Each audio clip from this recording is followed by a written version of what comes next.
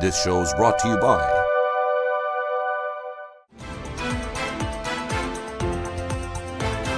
Saudi-based first milling company to proceed with its IPO, and Wall Street rallies while the dollar touches a 6-week high. You're watching the Daily Brief with Forbes. I'm Ramia Faraj. Saudi-based First Milling Company plans to launch an IPO on the Saudi exchange in a free float of 30% of the company's share capital. S&B Capital is the lead manager, bookrunner, financial advisor, and underwriter of the potential offering at the Saudi bourse, while S&B Bank and Al-Nima Bank and Al Rajhi Bank are receiving agents. The offering will consist of 16.65 million ordinary shares and will be restricted to 2 groups of investors, including a tranche for participating parties and another one for individual investors. The IPO could value the company at $1 billion. Egypt's central bank intends to fully offload its stake in the United Bank as part of the government's asset sales program.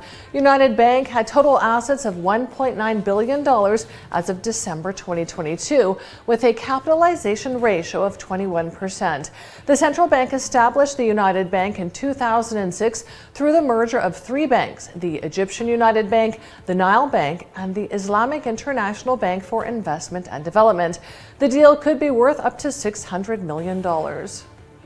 Jordan reached a staff-level agreement with the IMF that will bring the fund's total disbursement since the start of a 2020 program to around $1.75 billion. Jordanian authorities and an IMF team reached the agreement upon the conclusion of the 6th review of the country's economic reform agenda as part of the IMF's extended fund facility.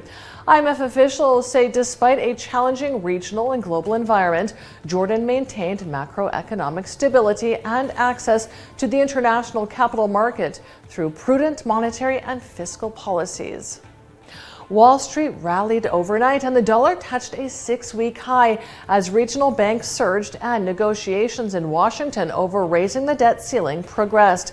All 3 major U.S. stock indices rallied to end up more than 1%. Debt ceiling negotiations have become a growing preoccupation of market participants. They're moving in the right direction, with vows from President Biden that the U.S. will avoid a catastrophic default. Analysts say it's giving the market reason to put money back to work. And we can see these gains in today's Forbes Real-Time Billionaires ranking, which tracks the daily ups and downs of the world's wealthiest people. Our biggest winner today is Elon Musk, up $4.8 billion overnight with net wealth of $180.7 billion. Our second biggest winner is Jeff Bezos, up $2.1 billion with net wealth of $138.5 billion. And our third place winner is Larry Ellison, up $2 billion with net wealth of $124.2 billion.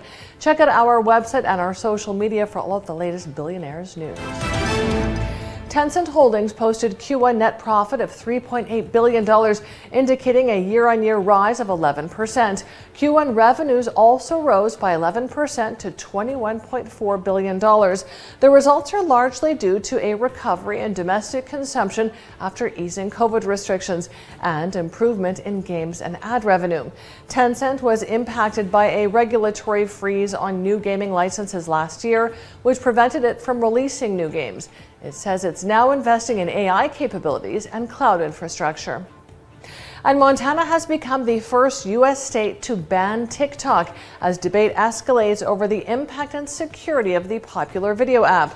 The ban makes it a violation each time a user accesses TikTok, is offered the ability to access TikTok, or is offered the ability to download TikTok. Each violation is punishable by a $10,000 fine every day it takes place. Under the law, Apple and Google will have to remove TikTok from their app stores, and companies will face possible daily fines. I'm Ramia Faraj. This is the Daily Brief. Thanks for watching. Bye for now.